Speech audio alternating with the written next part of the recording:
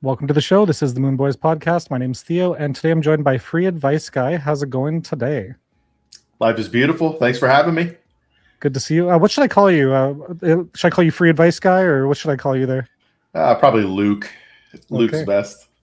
Cool. And nothing here is financial advice. We're not financial advisors. Well, at least I'm not. This guy might be. Tell us about yourself, Luke, your credentials, your history, all that sort of stuff. Yeah, so I actually am a certified financial planner, professional financial advisor, but really I deal mostly with financial literacy. I worked at Vanguard for over 13 years. That's where I got my experience, at least initially, and all that. And I started off entry level, and my last role was a high net worth advisor manager, and I was an advisor myself for a while there, and started Free Advice Guy to essentially help people get better with and understand their money, so that they can eventually become wealthy. But that generally starts with the base knowledge before you get into investing and all that. Absolutely. Well, it's great to have you on the show. We've been meaning to have you for a while, so welcome in. So like I said in the pre-show, the main question I want to ask you is sort of like, what should I be investing in here? What should we be buying, right? Because I think a lot of us are sold in May and gone away and stuff like that. Is there anything we can do with our portfolios right now to avoid just sitting in cash and getting diluted by inflation and stuff like that? Yeah, I mean, this is a really good question. And a lot of people, when they think about investing, it's today and how they feel today. And history is not, indicative of the future, but it rhymes a lot of the time. So for me, I joke around and say I'm like a forever bull. But the reason I say that is it depends on your time horizon, right? The way you invest should depend on your time horizon. Because if you're thinking 20, 30 years from now, why do we care what happens in the market today, this month, this year, when we have a long-term outlook? Because a lot of the time, this year's market highs are next year's buying opportunities. So I don't know if we want to get into specific funds and all that. I'm happy to talk about funds that I like. But really, when it just comes to buying, I don't really think it's ever a bad time to buy. There's always better times to buy, but then you're trying to time the market, and that's almost impossible. Yeah, it makes sense. Yeah, and the stock market and boring stocks per se have been doing really well recently, whereas crypto has obviously been doing terrible in the short term. So yeah, I like what you say about it's never a bad time to buy as long as the time frame is long enough, right? Yes.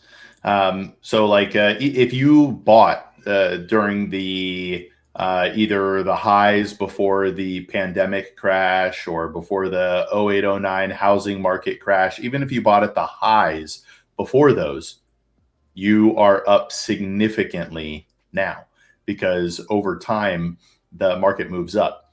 One way I like to help people kind of visualize that the stock market is a yo-yo in your hand and you're walking upstairs, right? So throughout history, it's not a straight line, but the market has gone up. But there's going to be ups and downs. And I think when people invest, they don't really think about their risk tolerance enough. Because for me, if the stock market dropped 90% tomorrow, I'm actually excited. I'm looking for things I can sell so that I could put more money in the stock market because I believe in the long-term outlook.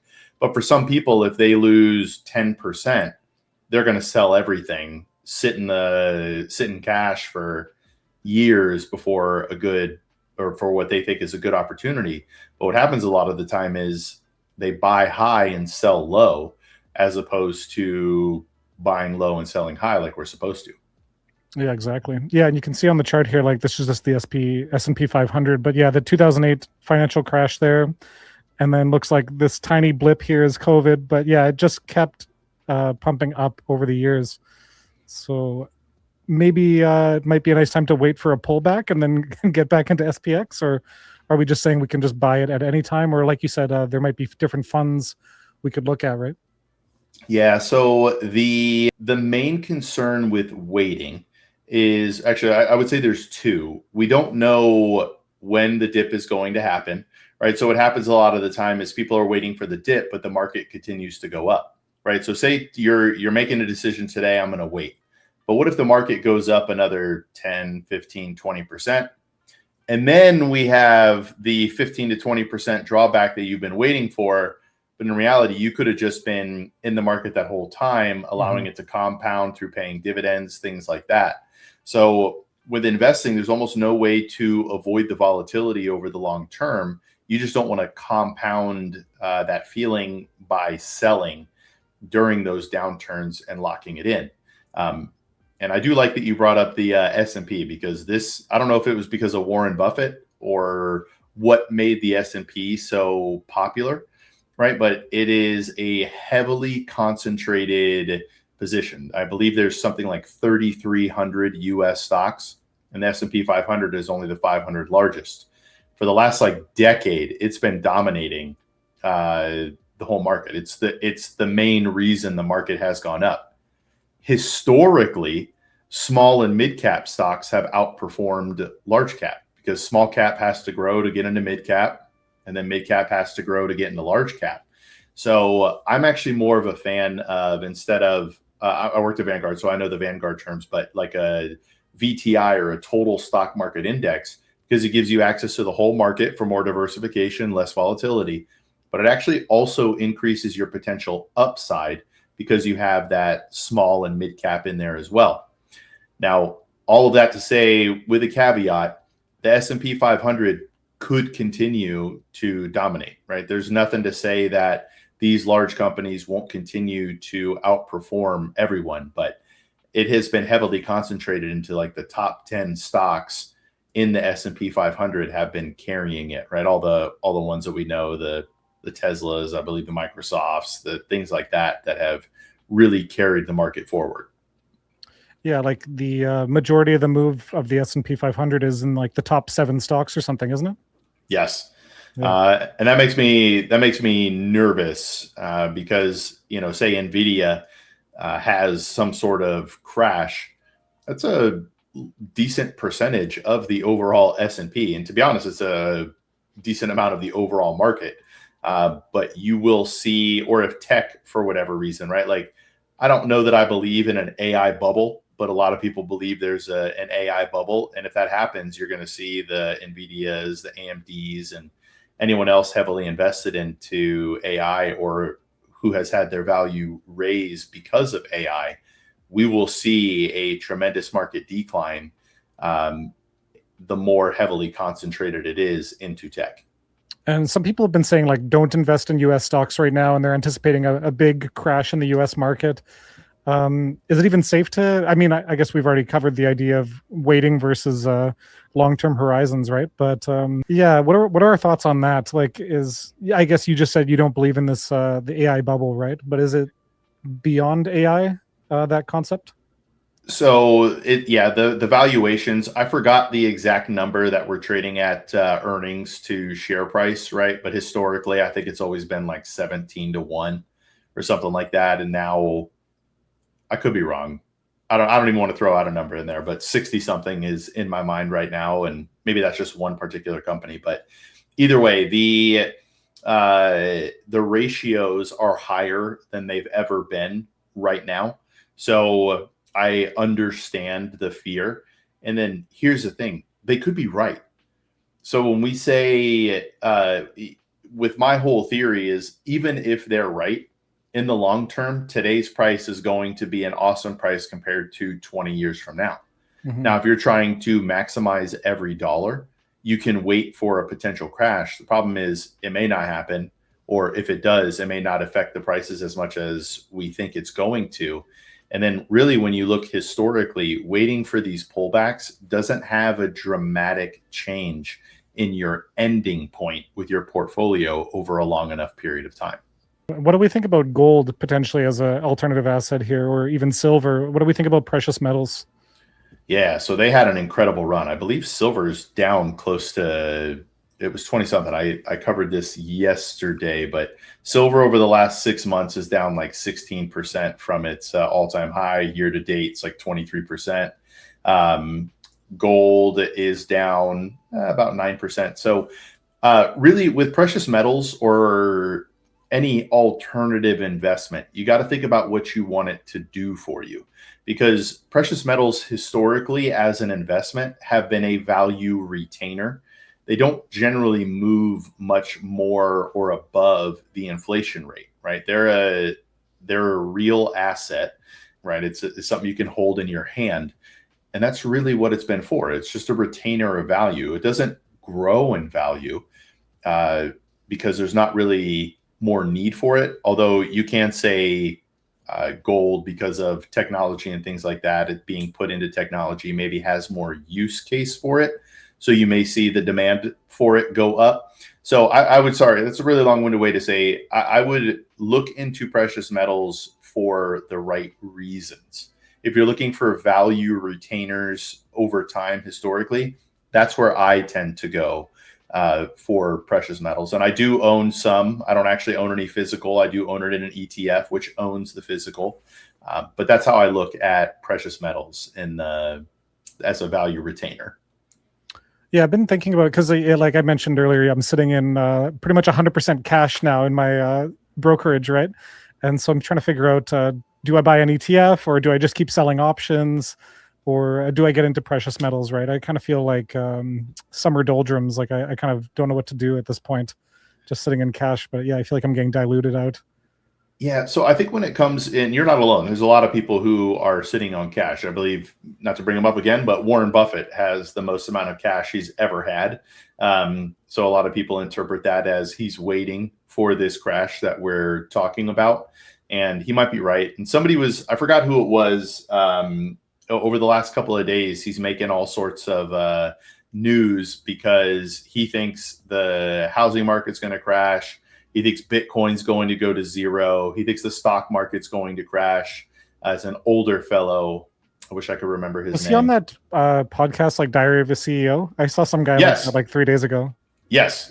And he was on, I saw a clip of him recently on MSNBC as well. So he essentially believes the floor is about to fall out, and he might be right. So what a lot of people, I think most people should probably just be invested in the market, not listen to the noise. And 30 years from now, they're going to be happy. But there's always Grantham. That sounds Grantham. Yeah, that sounds like it could be it. Yeah. But there's always going to be people who want to have some what they call dry powder ready to go.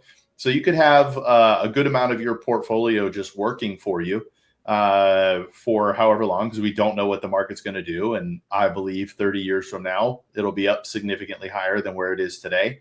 But if you want some cash for potential downturns, there's nothing wrong with that. It's just, again, the main problem, what if stocks rise 20, 30, 40%, and then the pullback that we have isn't as dramatic? Now you're not even buying at these previous highs. You're buying at something higher than that, but it feels good because the market came down from the new all-time highs, if that makes sense. Yeah, definitely. Okay, let's take a look at the news for today. We'll see if we can get any ideas of what we should talk about here, if that's okay. Yeah. We like to go through the news. So for headlines, we have U.S. government forced slow rollout of OpenAI's GPT 5.6 due to Mythos-like capabilities. OpenAI executives pushed to delay IPO to next year. U.S. Senate passed resolution to end military action against Iran. U.S. bombed Iranian targets on the Strait of Hormuz on Friday. MSTR fell to 23-month low. Crypto quant suggested strategy pauses their BTC purchases. STRC falls below $75. Spot Bitcoin ETFs saw 1.78 in weekly net outflows. I think that's supposed to say 1.7 bill in weekly net outflows as Bitcoin fell as low as 58K. Did you have any exposure to MSTR or STRC at all? No. I full disclosure, I don't own any crypto. That's not true. I own one Solana coin, which was gifted to me. But I don't own any individual security or any Bitcoin or crypto exposure. Oh, and no individual securities either. So just ETFs and indices, stuff like that? Yeah. Now, that's not to say I'm opposed to individuals. I'm going to give a very specific example, but I didn't move on this. But April of 2025, when stocks dropped like 20%, or at least the big ones did, the Magnificent Seven. When they dropped, Tesla dropped further. It was like down 30% when the other big ones were down 20%. And this stood out to me because it felt emotional and irrational. This was back when everybody was mad at Elon for, doing stuff with Doge and all of that. So it felt like there was an emotional reaction to Elon, and it went down. I think Tesla dropped to like 241. And I strongly considered buying it because that was irrational. And I do believe Tesla will likely be around for an extended period of time. So it felt like, this could be a good buying opportunity because I'm going to get disproportionate returns because it's down irrationally. I just didn't do it because at the end of the day, one individual company may outperform everything, or it may cease to exist one day. We're just not sure, Yeah. Cool. So no options trading for you then? No, I'm a very passive trader because of like my lifestyle. I'm married. I got 4 kids. I run. I'm like the face of our business, things like that. So I don't do options. I'm not opposed to it. I think a lot of people do it wrong, and I think a lot of people lose. But there are some people who have like strategies, and I read about them. They're making $5,000 a week trading options and things like that. But for me, it's really like the time and effort that it would take to be successful. I just really don't have it. Mm-hmm. But you run a financial advice business, or is it a different business? Yeah. So free advice guy it goes all the way up to advice. I'll help people decide how to invest and things like that in their portfolios. A lot of it really begins with the beginning principles or the base principles before we get to advice. And then I do have a nonprofit as well that we're live, but we haven't announced it to everybody yet because we're still going through like test cases and all that. But we actually do free financial planning for everybody as well. Cool. Right on. Good for you. All right. And then just getting into more news here for TradFi, we had Apple had its worst day in 14 months as its stock cratered to 6% after announcing price increases across the board. That got me wondering if I should resell this iPad I just bought, because I bought it at a decent price and now it's probably worth an extra $300. I could just flip it. Yeah. But then you got to think about what are you going to do if you need some sort of tablet for work, your re-entry point's going to be higher. So that was the opposite. Yeah, I bought it for work, and then work didn't want me to use it anymore, so it's kind of just a paperweight now. So yeah, I might end up selling it. We'll see. Yeah. Maybe I could gift it to someone. U.S. PCE inflation rose to 3-year high. South Korea's Kospi index and Japan's Nikkei both crashed on Friday. Ethereum DAT company Bitmine was added to the Russell 1000. So yeah, we're seeing some distress across Japan and South Korea's stock markets. And then, like you mentioned, the S&P 500 is just the top 500 companies. Is the Russell 1000 the top 1,000 companies? Is that how that works? So I'm not as familiar with the Russell 1000. Like, I'm not even sure what the base is. Every index has their own thing here. So there's a Russell 2000 as well. Let's see. The Russell 1000 index is a U.S. stock market benchmark that tracks the 1,000 largest publicly traded companies in the United States. Yeah, so then there could be a Russell 2000 as well. Yeah, something like that. All right. So to give you a little more exposure, and then that sort of dips you into some mid-cap exposure, it sounds like, since it's not just the 500 largest. But yeah, a little more diversification in that. Yeah, it looks like it's been doing well over the last year or so or more, over the last 5 years. And then when it comes to the Russell 1000, go to the 5-year. Is it going to let me? No, maybe not. That's interesting. I have to refresh. 5-year? Yeah, on the 5-year it looks nice. On the max it looks nice as well. So yeah, these things tend to perform pretty well over time, although they're quite expensive, like $4,000 for one share. You may be able to get fractional shares, though, depending on your brokerage. Yeah, or if there's an ETF version of it, maybe. Yeah, exactly. Yeah, it might be something to look into. Yeah. Cool. And then for crypto, the Ethereum Foundation cut 20% of its staff. Vitalik spoke on 40% budget cut for the foundation this year. Binance will stop serving EU clients next week after they failed to secure a MiCA license. I read today that CZ has actually outperformed Bill Gates. He's become one of the largest, the richest people in the world, outpacing Bill Gates. Wow. Let's see, top richest people in the world. Let's see if CZ's on the list here. I don't see him on the list. Maybe this isn't updated. So didn't Warren Buffett retire though? Is he still holding all this cash, or is he superseded by a different CEO now? Yeah, I think this is just stating his wealth here, but if he hasn't already, I know he has an exit plan. Yeah, I thought he maybe retired. I don't know. Interesting. But yeah, let's keep going. Kraken in talks to acquire Aave at a 385 million valuation. Aave is up over 90% on the week and trading at a 1.4 billion fully diluted valuation. Confidential witness testimony suggested Pump Fund was buying early stage tokens and selling them on retail buyers. Number of crypto VCs fell to a 6-year low. And then for AI, Five Eyes released statement on frontier AI models. Frontier AI models are anticipated to exceed current industry expectations, fundamentally transforming both offensive and defensive cyber capabilities. The timeline is not years, it is months.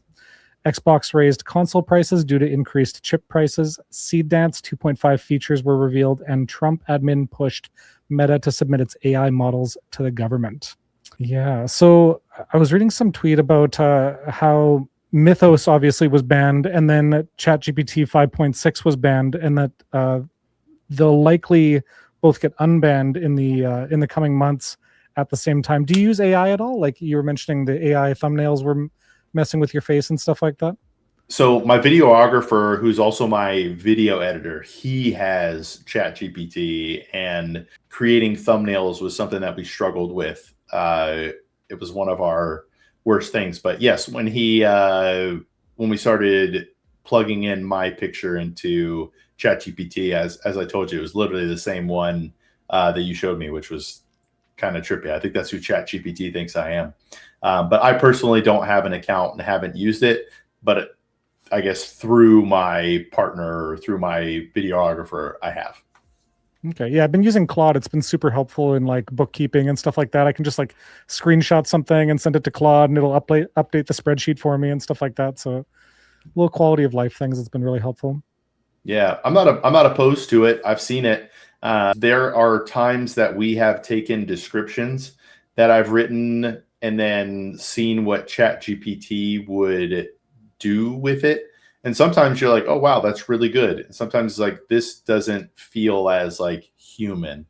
But it's gotten better. I don't know how many iterations I've seen of it now with him working in the last year, but just seeing how it processes things, how it improves upon things, and how like it will learn off of our previous projects and sort of throw in like not the next step. I don't even know how to word it, but you could tell it's factoring in that information that we've already put in the past for the future. It's kind of wild.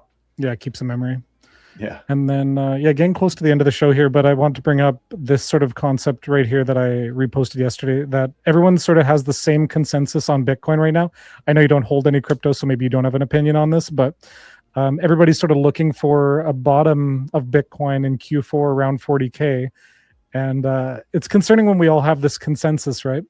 It always tends to, or does it always tend to, right? These history doesn't repeat, but it rhymes. I sort of have the same mindset, right? Like I'm thinking that we're going to get into this green bar at some point between 50 and 40K, and then we'll flip bullish on moving average indicators and we'll go up for 4 years. But it just seems too obvious sometimes, right? What are your thoughts on maybe Bitcoin's price action in the short term? Yeah, and this is where I already forgot his name again, and I apologize. But when he's talking about Bitcoin, there is, this might be right. Maybe it follows traditional and historical price stuff here, but Bitcoin only has value because someone's willing to pay more for it than you are, right? It's not, I don't know how to word this. Like it could still go to the moon. There are people who believe it'll go to 20 or 30 million, which means I think like a $400 trillion market cap, which is insane, but it could absolutely happen. But it's when you think about it just from like the reason you invest in anything else, why is it why does it have value? Right. And that's really it with all cryptos, because I believe XRP is the one they're trying to essentially replace the Swift system. So right, there's like an underlying thing there, but Bitcoin can also transfer money on the blockchain. But it's it's hard to see a scenario where it goes to 20 or 30 million, even though it could. But it's like there's a lot of emotion baked in with Bitcoin. And whose emotion is going to win, the true believers or the true doubters? So I hate this answer because it's like a total cop out. I don't have a prediction because it could absolutely skyrocket and go crazy, or it could go to zero, right? Does something come along new and replace it? Does quantum computing break Bitcoin? Right, like there's all sorts of factors out there that are unknown, so it's tough. And I am sorry to give that cop-out answer. Oh, not at all. It's always good to hear your perspective. I noticed today they actually updated the Bitcoin rainbow chart. I'm not sure if you're familiar with this one, but it's sort of been outdated for a few years, and they just updated it. Looks like in the last few days to sort of be updated for 2026. Because the previous one sort of fell off the chart. Like we're actually below the rainbow here on the original chart. Oh. So in terms of the Bitcoin rainbow chart, we're in the accumulate zone, which is interesting now. What do they have the top here for right now? Maximum bubble territory right now would be 372K. And then if we go out into the future, 1 million top would be like 2030, something like that. Yeah, interesting. This one's always fun to look at. Yeah. Who owns this or who controls this? This is Blockchain Center. So this is like a website that has a bunch of different sort of analysis. This is they also do the altcoin season index, right? So we're right in the middle of between altcoin season and Bitcoin season. So we're neither here nor there. And then they track the top performers over the last 90 days. So we see Lab, BCAP, DEXE, a bunch of tickers we've never heard of, right? But I think a lot of these have been on Binance Smart Chain, so they may be manipulated by CZ and friends.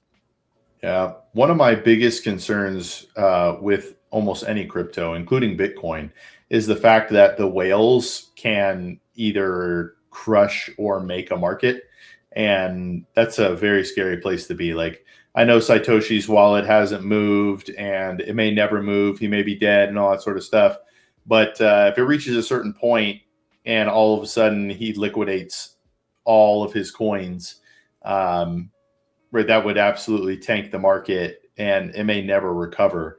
And I don't know who has the largest wallet, if he does or if someone else does, but it's just the fact that one whale can completely disrupt the market is scary. Yeah, let's see. And the same thing goes with MicroStrategy too. Like, say they were forced to sell all their Bitcoin, that could also nuke us down to 30 or 20K, right? Yeah. Satoshi Nakamoto holds over 1 million BTC. Spot Bitcoin ETFs collectively hold over 1.1 million BTC. So they're similar to Satoshi. And then MicroStrategy holds 818,000 Bitcoin, almost 819,000. And then the US government holds just under 200,000. So yeah, it'd be a tie between Satoshi and the Bitcoin ETFs. Wow. So the one thing I want to say about Bitcoin as well that sort of throws me off, we have the government acknowledged it finally. And, there's whether this is good or bad that there are rules and it's on the regulators' radars. But once that happens, it's now sort of at critical mass, right? Regular people now know what Bitcoin is, maybe not know what it is, but have heard of it. And prices still did what they did. It doesn't really follow logical sense that we now have more people knowing about it, more ways to access it, and it dropped the way it did. It doesn't really make sense to me. Because before, right, even like 5 years ago, Bitcoin was still sort of like niche, like some people hadn't heard of it. Now I don't know that you could find many people who haven't heard of it. So I don't know, that might be, maybe that's kindling in the fire before it shoots off like a rocket. Who knows? Yeah, it could be. I think a lot of people still don't have exposure to it. Like even I work at an exchange that does crypto and stocks. And even most of the employees I talk to still don't have crypto, don't understand how crypto works. They're just sort of operating with the day-to-day of the actual business itself. And, maybe a few of them have investments, but yeah, it's not a lot of high-level understanding. So yeah, I mean, I think this time last year, everybody was saying 4-year cycle's broken, we're going up forever. And sure enough, we had another crash right on time, right? So it could be that there is a 4-year cycle, and that it's holding true, and we may get that nice entry in December. But I think you've given me a lot of good stuff to think about in terms of strategic investing, like when it comes to ETFs and maybe not holding so many individual stocks and cryptos, and maybe looking towards ETFs and the longer term horizon like that. I really like what you've contributed there. Appreciate it. Thank you. No worries. Do you have any final thoughts before we wrap here? Yeah, when you are just looking at investing, I don't generally hold a dogmatic view that you should own this, you shouldn't own that. You have to align your investing with your time horizon, your risk tolerance, things like that. The only things that really make me nervous, like I've spoken with somebody on camera who has 100% of their entire net worth in Bitcoin. Right. Now, I make the joke, and this is not just Bitcoin. I only say Bitcoin because he's the only person who told me it's 100%, but it could be 100% Tesla, whatever it is. You're either going to be living in a castle or living under a bridge, right? That's where like diversification comes in. But if you are that concentrated, you have unlimited upside, but you also have almost unlimited downside. So either way, make sure your investments line up, that you can sleep at night. If the market's going up and down, that you can sleep at night and you know what the long-term outlook is. Awesome. Wise words. Thank you so much for joining me and us. If you're watching on YouTube, don't forget to like, comment, and subscribe. We're here every Sunday at noon. And go check out Free Advice Guy on YouTube, TikTok, join his community. I think you're on Patreon as well. Yes, sir. Cool. Yeah, so don't forget, we'll put the links in the description below. And yeah, once again, thanks for joining us and have a great weekend. Take care. Bye-bye.